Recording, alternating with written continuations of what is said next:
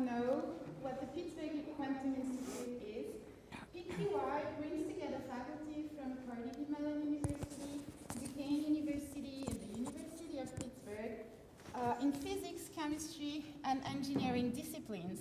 So in our small way, we do celebrate and promote diversity.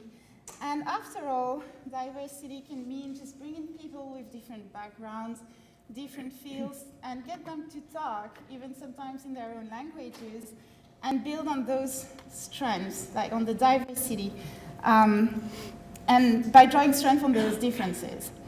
But while we may have engineers and physicists and chemists, what we do not have is many women. And that's why with this year of diversity, we decided to celebrate them. And specifically, the very first talk in this lecture series will be given by Dr. Susan Fullerton, an assistant professor in the Department of Chemical and Petroleum Engineering here at Pitt. So she earned her PhD in chemical engineering at Penn State in 2009 and joined the Department of Electrical Engineering at the University of Notre Dame as a research assistant professor until 2015. At Pitt and Notre Dame, she has extended her PhD work on polymer electrolytes for energy storage to include applications in nanoelectronics based on 2D crystals. During the spring of 2016, Dr. Fullerton was named an ORAU Ralph Poe Jr. Faculty Award winner, and she serves as a faculty participant in Pitt's Graduate Women in Engineering Network, a newly recognized student organization whose mission is to retain women in STEM fields and to promote women in leadership. And that's exactly what you'll do today, inspire you all, the numerous young ladies here and young men, with her talk about navigating the work-life balance using the imposter syndrome to help you excel in your career.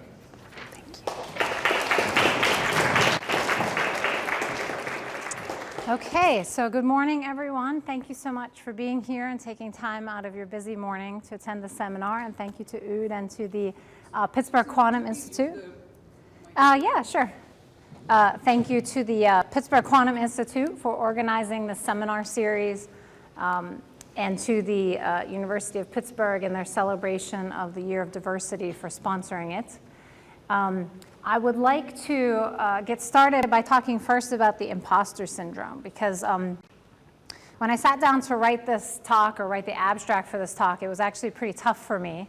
I hadn't given a non-technical talk. I wasn't sure what to talk about until I asked myself the question, what would I have desperately wanted to hear about as a graduate student or an undergraduate student when I was sitting in your seats? And the two answers that came to mind was the imposter syndrome and the work-life balance. So let me start off with the imposter syndrome. So this is what it feels like to have the imposter syndrome. I'm going to show you a few quotes, and I want you to sit there and just think about whether or not you can identify with these quotes as I read them. So how did I get here? When are they going to discover that I am, in fact, a fraud and take everything away from me?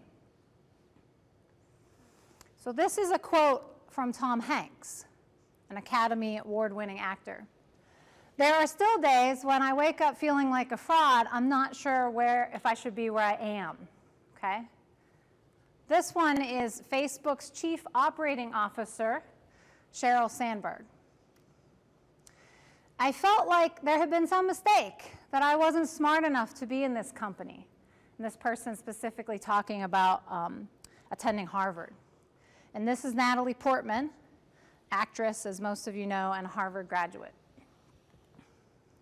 I have written 11 books, 11, but each time I think, they're going to find out now. This will be the one, right? This is Maya Angelou, American poet and civil rights activist. I don't belong here. I'm clever and I'm hardworking enough to fake them out for all these years. And this is Professor Emeritus Chemical Engineering at NC State, Richard Felder, and one of the people who really brought this syndrome to the fore in academia. I'm always looking over my shoulder, wondering if I measure up.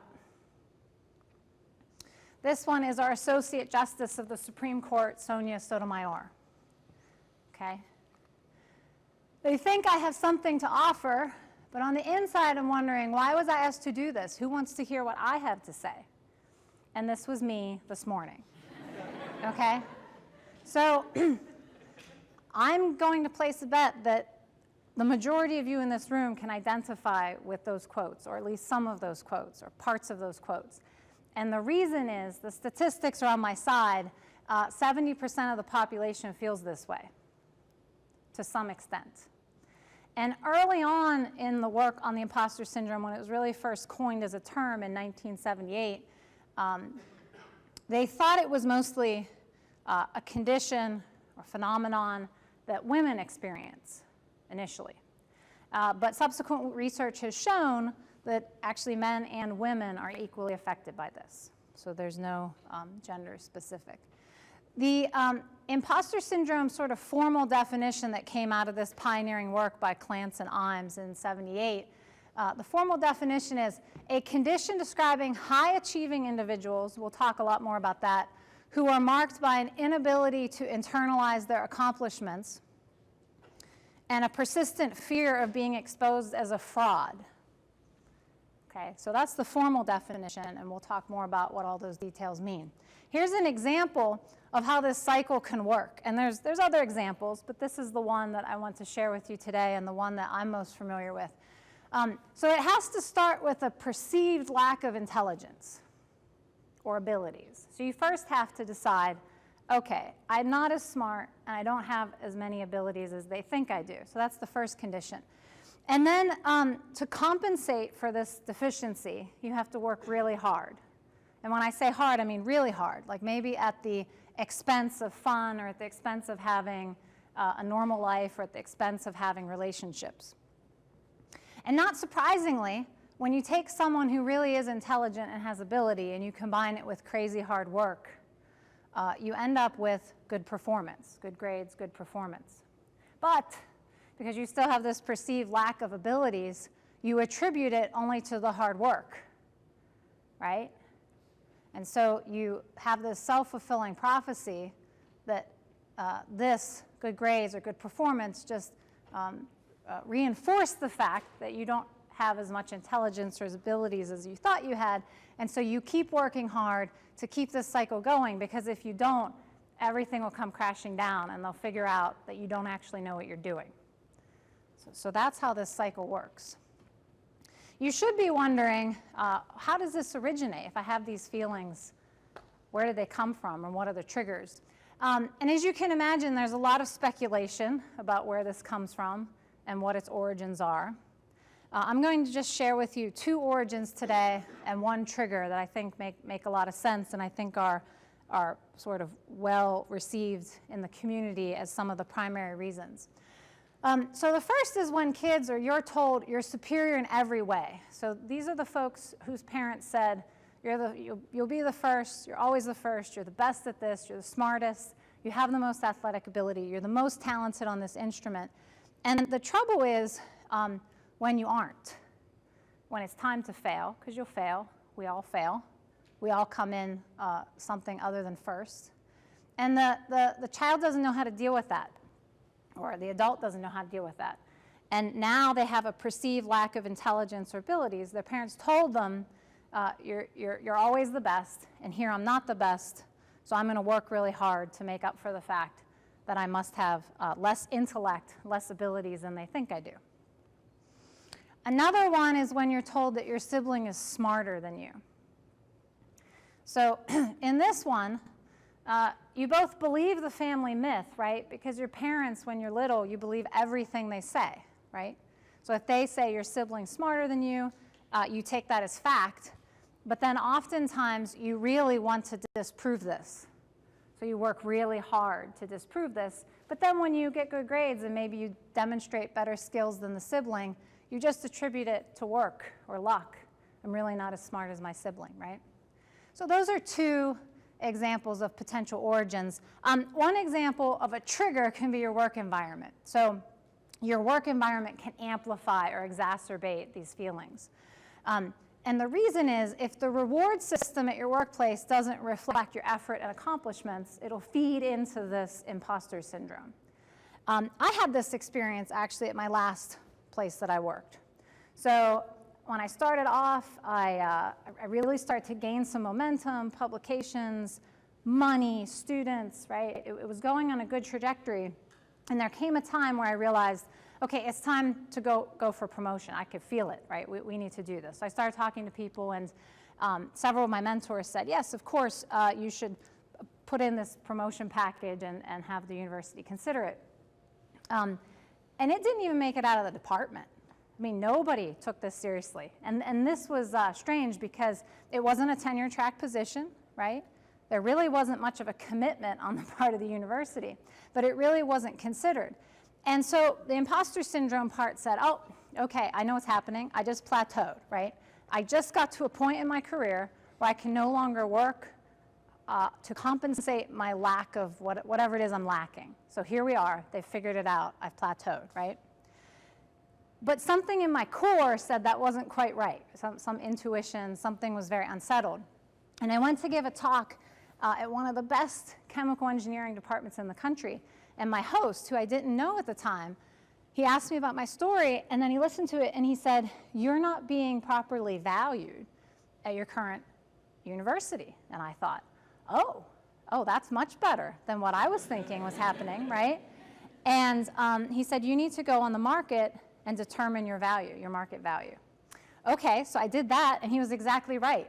And it's not that the university wasn't doing its job or was particularly bad or anything, but some places tend to be reactionary instead of proactive, and I think that's what was happening in my case. And the reason I took all this time to tell you that whole story is that many of you in this room are going to have jobs, right, in a few years, and if you ever start to feel that way, and you have the imposter syndrome, which you probably do, because 70% of the population does, think about this story and think, well, maybe my institution, my boss, my company is just not evaluating my contributions properly, because this can really exacerbate the imposter syndrome. Guess what? It's more prevalent for the people in this room, the high achievers. So why? Why of all people would this bother high achievers more? One really good reason is that we have a self-awareness of how much we don't know, right? A very strong self-awareness. And part of the reason is many people in this room work in fast-moving and information-dense fields of study where we have access to information literally at our fingertips. So it's really simple to start realizing that you don't know a whole lot. One example is this material that we work on a lot in my lab called transition metal dichalcogenides, okay?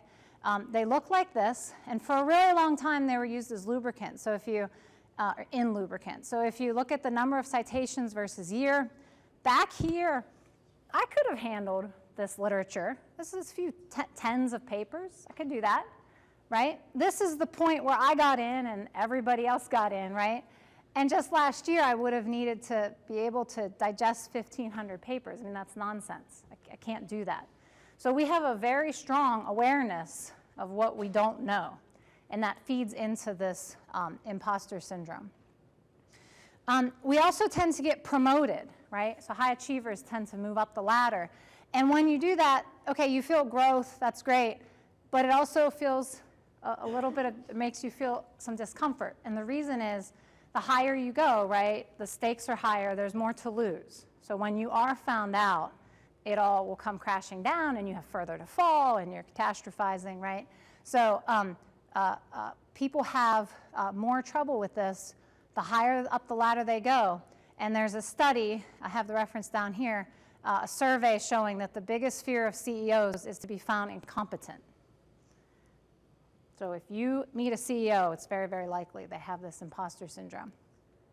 When tasks come easy to you, they're perceived as not very difficult, right? So when something comes easy, it's easy to attribute to, oh, everybody can do that. I don't have any special abilities. So this can also feed into the imposter syndrome. And then, of course, maybe one that's kind of obvious is this feeling of not belonging, right? That literally makes you feel like an imposter when you look around and you don't see any other visible minorities, as especially you move up the ladder, right? So this can definitely exacerbate and feed into your feelings, and this is certainly, all of these things are more prevalent for high achievers. So this isn't all one specific type of feeling. The imposter syndrome is a spectrum where you can have occasional, and then I had to do a Mac to PC conversion thing here, so the word constant should be over here, right? So occasionally you might think, oh, I got lucky, right? Or occasionally you might think, I think the committee made a mistake. And that happened to me. I got an NSF graduate research fellowship, and I was really excited, and then I read the reviews, and there was like one bad thing, or one perceived negative thing, and I thought, they put me in the wrong pile. Like, that's how I got it, right? They just accidentally, like they forgot that that person said that comment, and they put me in the wrong pile. I'm not sure I deserve an A. There's so much I don't know, right? That awareness of what you don't know. If it's constant, though, these people tend to be perfectionists, right? To a fault, right? To where it becomes debilitating. It really limits your career options. Sometimes these people are procrastinators. They won't even try. It really prevents them from having career success. And so if you think you fall over here, I would definitely encourage you to talk to me, email me, we'll talk. I think most of us are in this region. So I want to talk about what it's not, because it gets confused often with a lot of other traits. It's not humility. So the imposter syndrome is not humility. C.S. Lewis said, humility is not thinking less of yourself, but thinking of yourself less. And the imposter syndrome is not about thinking of yourself less often. It's also not refusing praise. So you know the people who you say, hey, that was a really great talk, I really enjoyed it, and they go, no, it wasn't, right? No, it wasn't that good.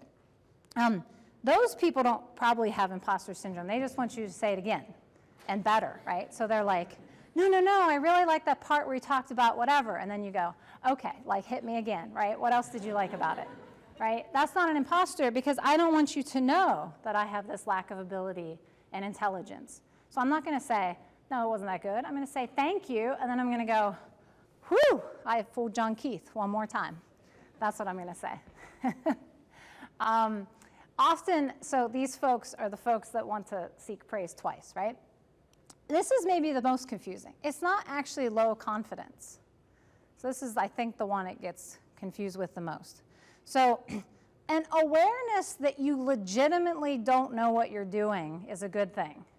And that's not the imposter syndrome. Like, for example, I legitimately know, and I'm very aware, and I have very low confidence in my ability to do heart surgery, right? That I know. I'm also very confident I could teach a class in chemical engineering.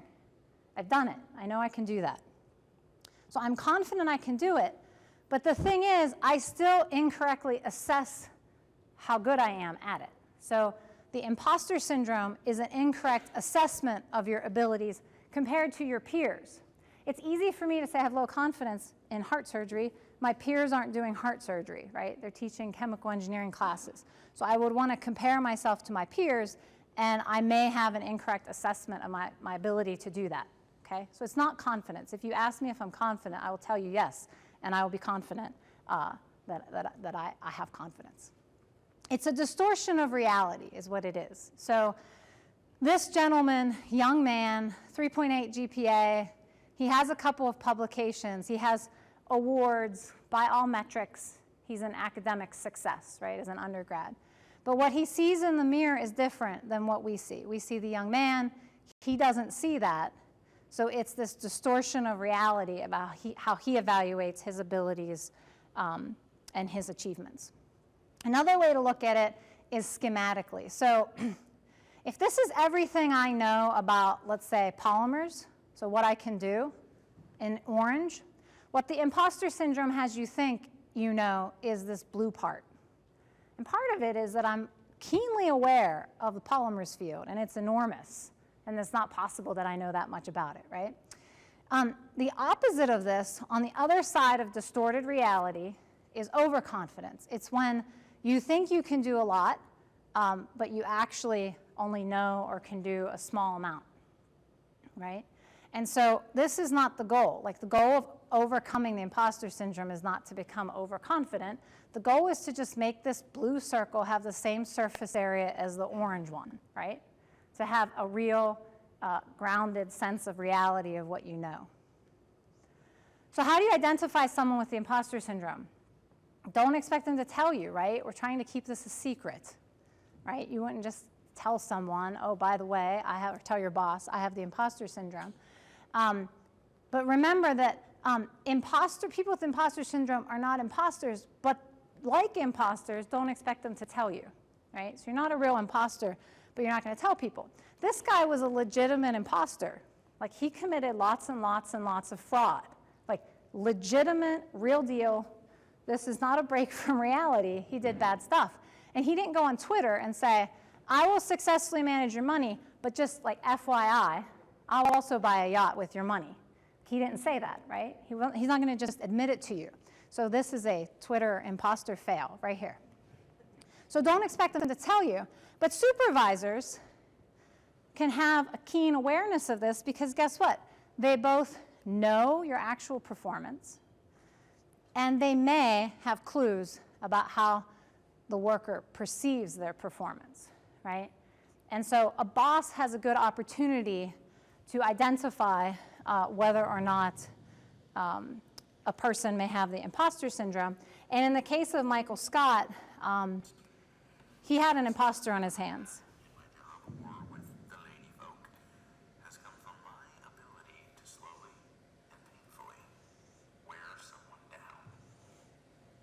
Okay, so what Andy Bernard just said is, all of my successes in life or with women come from my ability to slowly and painfully wear someone down. And that is the imposter syndrome, because he's attributing whatever he's done to the fact that he's just exhausted people, right? He's just annoying, right? And so this is very a common characteristic of somebody with the imposter syndrome. Okay, it sounds really scary. I found this out in grad school. It was Professor Darrell Veligal at Penn State. He was my supervisor who, he must have known my abilities, right, quantified abilities, and he heard what I was saying. And one day in his office, he gave me a printout of this 1978 paper about the imposter syndrome. And I was relieved, right? This is a thing. This isn't just me. This is an actual thing, right? But then I went to look up more information on it, and it sounded really bad. Learning to deal with the imposter syndrome. Everyone suffers. Waiting for the other shoe to drop. I mean, it sounds terrible. Overcoming. The imposter syndrome will kill your business. Beat it. Beat the imposter syndrome. Stop the imposter syndrome. Women who feel like a fraud fuel their own failures. Okay? And my personal favorite, you're a fraud and you know it. Imposter syndrome. The plague for successful people. I mean, this is insane, right? This is like fear mongering. It's like stimulating the fear center of everybody's brain, right? This is awful. And the suggestions for dealing with it are equally as bad, okay? Like, you read these papers, these blogs, and you'll see. Keep telling yourself you're smart and make it go away, okay? This is insane because imposter syndrome says, I know I'm smart. Like, I can tell you, I would have a real break from reality if I were standing here today saying to you, I'm not smart. I mean, that's nonsense. I have to be to have this job, right? But I'm not as smart as they think I am. There's a misperception. There's a confusion about what I think I am and what everybody else does. Do things that will increase your confidence. I already told you this isn't about confidence. So doing things to increase my confidence isn't going to help. And what I would say to that is I'm confident in my ability to trick people into thinking I'm better than I am. So I actually have quite a bit of confidence in my ability to do that. Own your achievements. This is kind of silly. I know they're mine. Like, there's plaques with my name on them. They're mine. They're nobody else's. But they happen for some strange reason, right? Maybe they got into the wrong pile, or there's all these other excuses that minorities might think of, like I'm a woman, so they gave me this award, right? Or I'm a minority. So these things play over in your mind.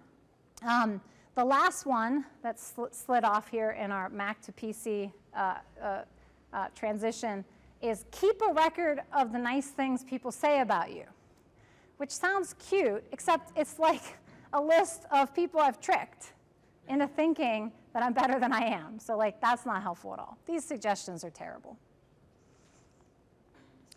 So what I want to say today is, like, how can it be that bad? We have a room full of people with the imposter syndrome who are doing cutting-edge research, cutting-edge work. You're going to be leading the next generation of technology improvements, right? So how can it be this bad if we all have it? This is silly. I want to suggest that feeling like a novice is not actually necessarily a bad thing, right? So when you're a novice, you have fresh ideas. When you're a novice, you have the awareness that you need to learn more. It drives you to learn more. You're not just satisfied with what you know. You second guess things, which is good because it makes you think of alternatives, right? So these are all positive things that the imposter syndrome can drive you to do. And I suggest that if you recognize that your feelings of being a novice mean that you have a perspective of the big picture, you could turn this around, right? You could think when the thoughts come to your head, you can think, hey, at least I'm aware of what I don't know, right? The second one is that it serves as a check against complacency. So complacency is this self-satisfaction accompanied by an unawareness of your actual deficiencies. And these people are dangerous, right? The people who don't know that they don't know, okay? And so it serves as a check against complacency. It helps you to avoid procrastination, right? These people are avoiding procrastinating. It's sunny outside, right? They're not waiting till the hurricane gets there. It gives you this constant drive to avoid deficiencies. You're constantly immersing yourself in the literature. You're constantly reading. You're constantly trying to improve yourself. And if you don't give your best, you kind of feel uneasy. And so the imposter syndrome can drive you to give your best. And so I would say that if you have a healthy dose of it or something modest or reasonable, just let it drive you to be well prepared. Just embrace it. Caring about the quality of your work is a good thing, right? And that's what the imposter syndrome helps drive you to do. But you have to remember that high standards are not the same as perfection.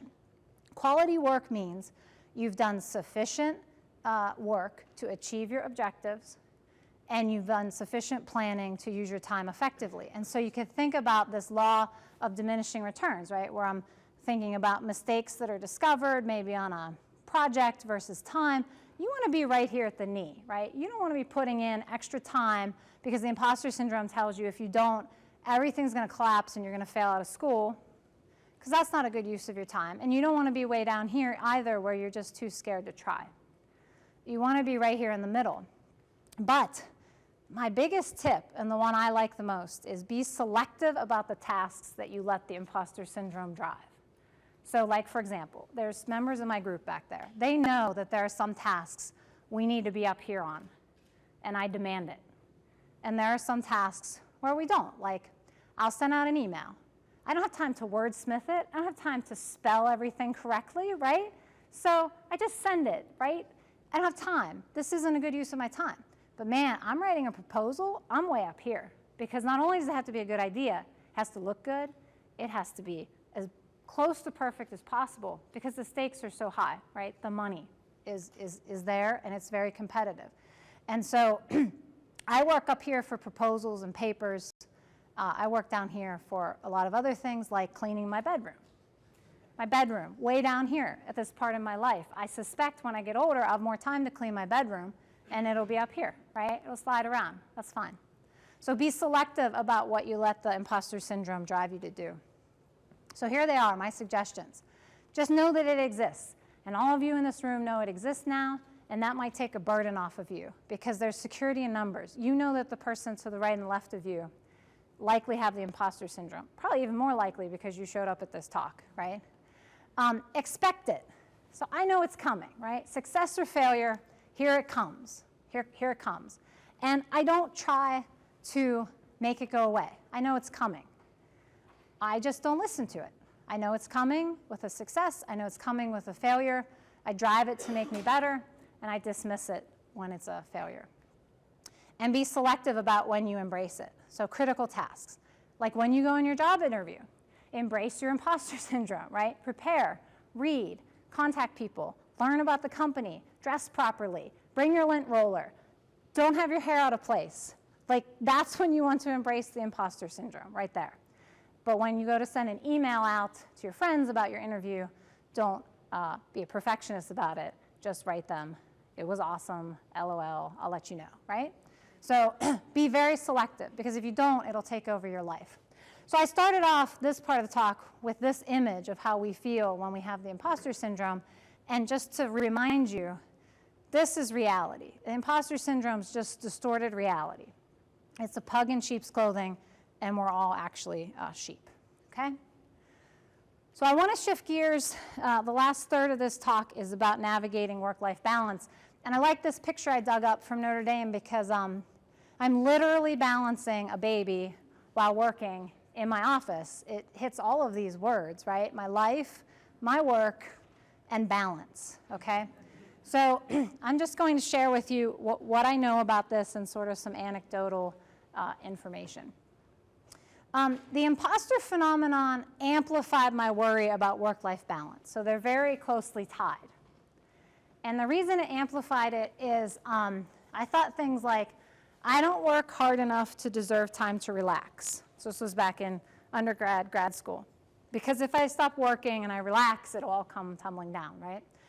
And then with all this work, how could I ever fit in having a child or having a family or having fun or having a life, right? So these are the things I constantly thought about. Why earn a PhD? I can't do all this. I can't handle all this.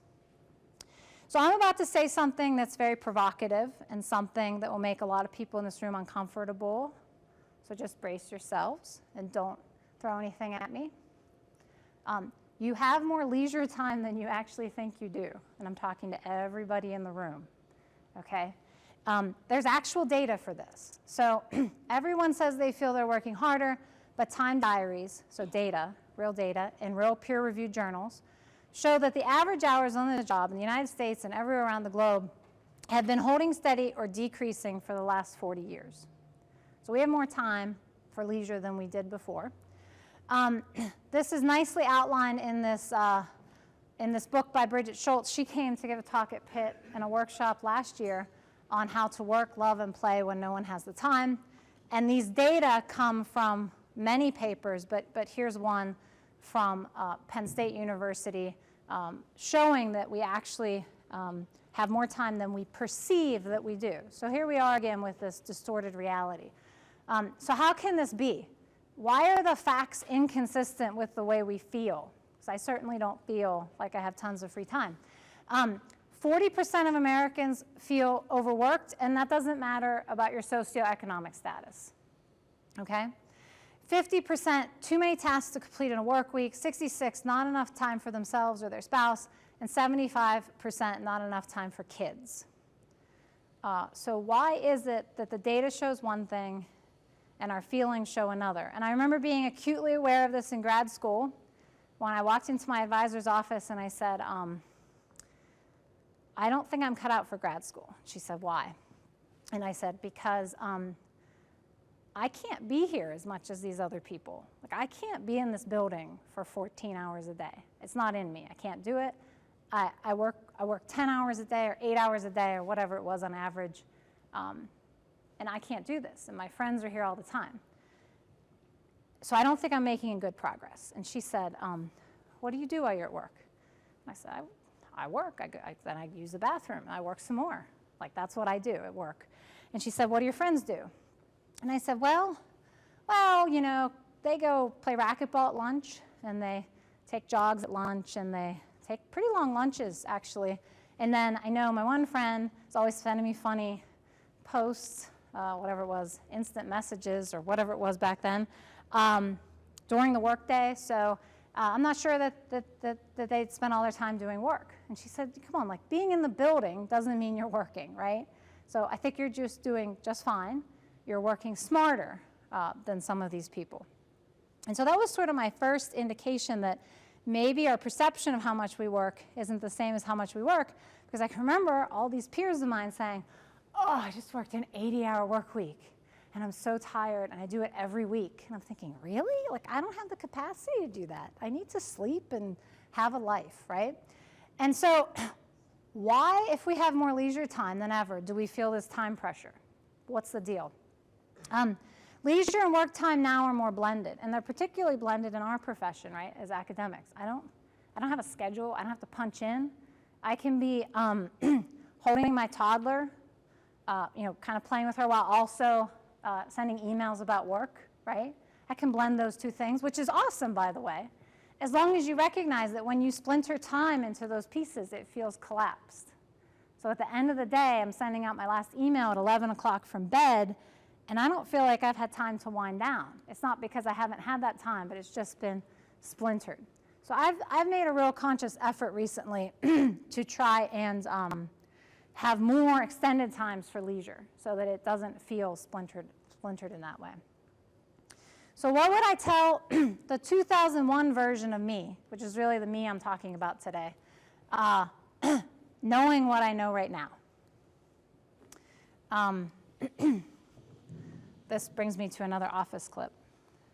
There's just so much I need to warn you about, and yet, tragically, I cannot. So that's how I feel about 2001 Susan. I would really like to warn her about several things, but tragically I cannot, right? I would tell that version of myself, you will have more leisure time than you think when you combine all these things. And you need to make time for long stretches of fun. So organize your schedule that way. I'd also tell myself to live smarter. So you've heard this about work smarter, and that's really valuable and that really works. But what about live smarter? These are some of the appliances that our parents used to live smarter, right? So we had dishwashers, many of us had dishwashers, many of us had washing machines to save time, right? We could spend that towards leisure. I put a AC unit out here because air conditioning is funny. I mean, when you get overheated, it's your body telling you to slow down, stop working so hard, right? But we overcome that by artificially lowering our body temperature, and we can get more done. I mean, this belongs in this category. We have a whole new generation of fun things. I left my dog in here for scale, right? So I didn't have a scale bar. We have a robot that cleans our carpet and our floors, and we have real humans, like we have a cleaning crew that cleans our house because now we're in the economic situation where we can afford that, and I can use that time to do something else. I can use that time for fun, right? So think about that as you get your jobs. You can't afford a cleaning crew right now, right? But someday you will. We also have a robot that mows our lawn. That's not a joke. Her name's Betsy. My daughter named this one Kiki, okay? So Betsy and Kiki save us a lot of time. It's amazing how we humanize robots, right? And the iPhone, like this thing is like a Swiss Army knife for life, right? What does it not do, right? I call people. I have access to information. I can read a book. It has a flashlight, right? Like all it doesn't have, a Swiss Army knife has, is the ability to cut. But my friends are working on lasers for iPhones, so we're going to be there. It'll cut. It'll be scissors too, I promise you. And so what I would tell the 2001 version of myself is, you'll make time for fun by just living smarter. You'll be smarter about the way that you live. I would tell myself I'm going to change my priorities, which really would have blown 2001 Susan's brain, because I used to spend Sunday afternoons like this, and like face paint, and the game, and we lived out of state for a long time, but we still never missed a snap. I mean, we were dedicated. We spent hours on Sunday doing this. And if you would have told 2001 Susan that my Sundays now are spent at like Idlewild Park, and I'm going, oh, who the Steelers play today?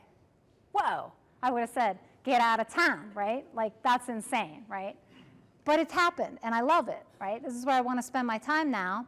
But Patrick's family has season tickets to the Steelers, so I suspect that once this one and this one are out of the house, we'll be back doing this again, right? Different times in life, right? And here are some other things, right? We dished cable a long time ago. We like to work on our house because we own it. That's fun. We like that. There's more time for family. I interact less with my friends, but I think that'll pick back up too when this child part of my life slows down. Something simple like we used to cook a lot and prepare elaborate meals, and now we still eat healthy and we prepare meals, but they're like super simple, right? Just save time there. So if you looked at the distribution of how I spend my time on average over a week, I would argue it's probably about the same. It's just that this green part is different. It has a different composition, right? So what I would have told 2001 Susan is you'll change your priorities and you'll like it, you know? Like, you actually like the fact that you're not sure who the Steelers are playing that day. There's also this fourth one. So data shows that household division of labor is still unequal. And this is real. I mean, there's real data to back this up. Mothers, even those working outside for pay, still do twice the housework and twice the childcare. So that's still a legitimate reality. And I'd have to say that depending on who you're with, that might actually be necessary, right? Someone has to take care of the kid. Maybe the spouse is away. Maybe the spouse doesn't believe in equal division of labor. So keep that in mind when you decide who to have a child with. Sometimes this reflects parents who take on unnecessary tasks, right? Like, you don't need to bake 100 cookies to have a happy Christmas or holiday, right? Like, maybe you just need to relax your constraints a little bit, right? Or maybe you don't have to have the whole house decorated, including the soap dispenser, for Halloween. Like, let's just back off and maybe not impose that requirement on your spouse. And then sometimes it's actually equal. And I happen to have that situation. I was coming home from work one day, and this is what I found. My husband was working on his dissertation, his PhD work, right here, while holding this child and feeding her. And I thought, wow, that's pretty good. That's pretty good. And I have to say that it is absolutely equal in our house. I mean, maybe at times he does more than me. So what I would tell myself is you will choose a partner who equally divides labor. So just relax. Like, that's what I wish so badly I could have told that version of me, because I really did spend a lot of time freaking out about it. And I really didn't need to, because what I didn't recognize, I would make these choices to make my life, to make my living smarter, to change my priorities, and then choose someone who would share in those duties with me equally. And so this got messed up from the conversion, but there's my contact info. It's really simple. It's my last name, fullerton@pitt.edu. And I'm going to leave these key points up here just for you to consider as we take questions. And then again, thank you very much to PQI and Pitt for sponsoring us.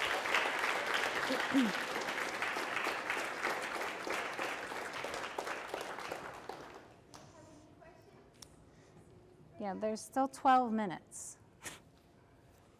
And if you want to email me questions, right, because some of these questions could be sensitive or strange, feel free, right? I could talk about this stuff all day. They're hungry for pizza. For the pizza, yeah, you guys need to come up with some questions now. James. Thanks, Susan. Okay, so I have the inside track here. I'm a professor also in the same department as Susan, and we've had some conversations lately about this topic. And I would love to hear maybe a sentence or two from you about the issue of how bad does failure really feel versus how bad would failure actually be. We've been talking about this in the context of the tenure track and trying to make honest decisions about maybe not spending that last 5 hours a week at work. Yeah, right. Instead. And, anyway, I'll leave it at that and say you have some words of wisdom there. So the question is, how bad do we perceive the potential for failing So the question versus? The imposter piece says, I perceive that I have this capability, Yeah. whereas I actually have a greater capability. Yeah. There's another potential, Yeah. I perceive that failure would be this bad, when in fact maybe it wouldn't be so bad. And failure meaning not getting tenure, for example, or some other things. Yeah. Yeah, that's a good question. I spent a lot of my time on the other side thinking, right, I do spend a lot of time thinking I have to get this or I'm going to feel really devastated, right? But would it really be that devastating? And I think when I started letting go of that was, it was definitely when I had a child that changes you, right? And there are all these people who, when I decided to have a child, said, it's the end of your life. You're never going to go out to eat again. You're never going to have fun again. You're never going to talk to your husband again. And it's just so depressing, right? And your work's gonna fail and suffer, and it was doom and gloom. But then what happened was it liberated me from this constant feeling of I have to get tenure or else, because what I realized was, wow, I can be just pretty happy doing a lot of things.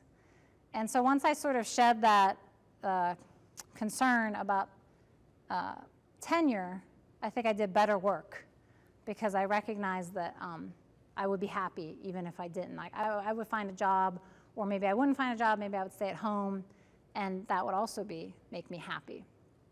So I found that particularly liberating, and it gave me even more sort of motivation to do better, which is funny, right? Because the child's supposed to impede your abilities. And I remember my very close colleague saying to me after the first year, after I had Maria, saying, I think this was your most successful year. Like, look at your stats, look at what's happened. And I said, I think it's because I worked smarter, and I lived smarter, and I changed the way I behaved. So, yeah, so the imposter syndrome can really, it can really be devastating to think about, what if I don't get tenure? What if I don't get promoted? But I think if you identify what it is, and you know that's where that comes from, you can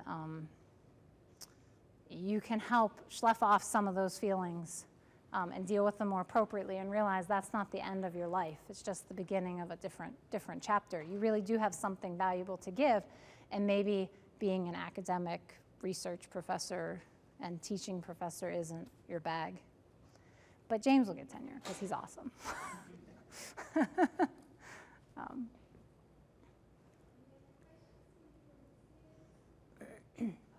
Yeah, hey. I guess maybe going off of that. Yeah. What does the imposter do after the failure? Let's just say you fail an exam, or you don't get accepted Yeah. to one school, or you don't get that grade Yeah. or scholarship. Yeah. How do you internalize that in a non-destructive way and then move forward? Yeah, I think that it depends where you are on the spectrum. So remember the spectrum I showed earlier. On the right-hand side, it's when you have these constant debilitating feelings. So in that case, when you fail, the imposter syndrome really could be debilitating for you. It could prevent you from trying again. It could prevent you from moving forward. It could solidify for you that, yes, I am indeed an imposter and I can't do this. So if you're way over there, it's really devastating. But truthfully, if you're in the middle or towards the left-hand side, at least in my experience and in talking with other people, it actually tends to, so you're upset at first, and then it drives you, right? You're back to like, no, I'm going to prove them wrong, and I'm going to be better next time. Unfortunately, that typically amounts to I'm going to work even harder, or I'm going to get lucky next time. Sometimes the rationale isn't so great, but it can really drive you. And so I'd say just let it drive you, but be cognizant of what it is that's driving you, right? That it's this syndrome. So I'd say the way that you react to it really depends on how sort of severe the imposter phenomenon is to you. I've started changing my language. Syndrome sounds so sad and bad, so I'm calling it the imposter phenomenon now. Yeah. So think about where you are on the spectrum. There is actually a test. So this is an example of a test that you could take online to see where you fall on that spectrum. I took it last night, and I got a 46 out of 100. So I am squarely in the green part of that visible spectrum that I showed you. So I'd encourage you to take that, and then that might help you prepare for how you're likely to respond whenever this creeps up after a failure. Yeah. I'm not particularly well studied in the imposter syndrome. A lot of what I told you today was just pulled from things I've learned over the years, and a lot of it's anecdotal, right? So there's a ton out there to learn. Hey, look, I'm doing it right now, right? I'm saying to you, I know how much I don't know, right? It's the big orange circle. I only know this much, so I'm giving you a little disclaimer. I have a self-awareness of how much I don't know. But there's tons of good books. There's way more out on this topic than there was whenever I was a graduate student. Yeah. Yes? So you talked about imposter syndrome, and this is something that happens to people who are already accomplished like you. But let's think about people, similar to what Erin was saying, let's think about people who actually might have self-efficacy issues. Mm-hmm. And if suppose they don't have good mentors, potentially they could drop out. Like you yourself said that at some point, you went to your graduate advisor and said, I don't think I'm cut out to do this. And Yeah. it looks like she actually gave you good advice and made you feel that you would actually do fine and that you were putting in the time. Definitely. Similar to the other people. Definitely. But another advisor would not have bothered to do this and might have actually just said, well, whatever. Yeah, You like, decide, I'm not going to help you. I don't have So time in for those this, cases, yeah. aren't those people more likely to drop out? And so do you think that those kinds of people need to be more selective in finding an advisor who is a good mentor as well, personal mentor, as opposed to who kind of That's a good point. tells people that, look, you can do it and you are good, as opposed to somebody who doesn't care one way or Yeah, another? I think that's true. So the question really was, should people who have these feelings sort of seek out mentors that are more sensitive to these issues, right? And I think I did that without knowing it, right? The advisor I chose, I knew had the capability to help me intellectually and emotionally. I didn't know that at the time, right? That's just hindsight. And so I somehow knew to seek those people out. But I think that if you have this and you had that same, a student who maybe has these feelings and had that same conversation with somebody, it didn't turn out the same way. Because I can think right now of several examples of that where I tried to maybe talk to someone about it and they were like clueless or they didn't want to help me, even if they did understand. I just sort of remember dismissing that and moving on to the next person. And then sort of, trying till I got the advice that I felt like satisfied whatever was unnerving or whatever was bothering me. But I think a lot of that has to do with personality. So I think the supervisors in the room need to be sensitive to this when students come to you and try to pick up on these nuances that their performance and the way they're perceiving it aren't quite in line. And so we need people in academia that have a high emotional intelligence to pick up on that. Yeah. Just like going off what she said. Yeah. Basically, you're saying imposter syndrome is like this phenomenon where you're inadequately assessing your abilities, and then you do better, and then you Reinforce. results, and then Yeah. reinforces it. Yeah. But it could just as well go the other way. Like you feel like you're not doing well, but you're actually doing fine. But then you just give up, and then Yeah. you do worse. Yeah, no, that's if you have a severe case. So if you're on that spectrum, if you're way over here, those are the people that give up. That when they have the failure, they ask, why should I even try again? And it's probably not too many people in this room because you wouldn't be here if you had already given up. But that's something to be cognizant of. If you have that feeling, why even try? Maybe try to figure out where it's coming from. That voice that's saying, why should I even try again? Because you're right, it can lead to career death, really, if it's a bad case. But I think those people are rare, and if you identify it now, I think you could head it off at the pass. Yeah. Jenna? What would you say to someone who doesn't believe that imposter syndrome is real? Oh, what? You're just like making it up and Okay. Yeah. So what do you say to someone who doesn't think it's real? So either they are unwilling to admit that they too have these feelings. That's that type of person for whatever reason, right? Or they truly don't have these feelings, and those are the most dangerous people. I mean, I've met those people. They think they know. They're the overconfident ones, right? Or they're the ones who have no self-awareness of what they don't know. And you can watch out for those people. They're hard to deal with. I had the schematic on the left and the right. I had a coworker who was solidly on the right, the last place I worked. And I was solidly on the left. And it was very clear, his overconfidence. It came out pretty quickly. So I think if you have a little bit of sensitivity to this, you can recognize it. But yeah, there will be people who dismiss it. There are people who roll their eyes at this. And when that happens, when I try to talk to those people, I say, don't worry about it. You probably don't have this. Like, you're in the 30% that's, not, that is either perceiving their abilities correctly or incorrectly in the other direction, right? They're overconfident. But you can send them to the literature and show them that it's a real thing with real data. And you can tell them to talk to their friends because 7 out of 10 of them will identify with this. Yeah. Okay. Pizza. Thanks.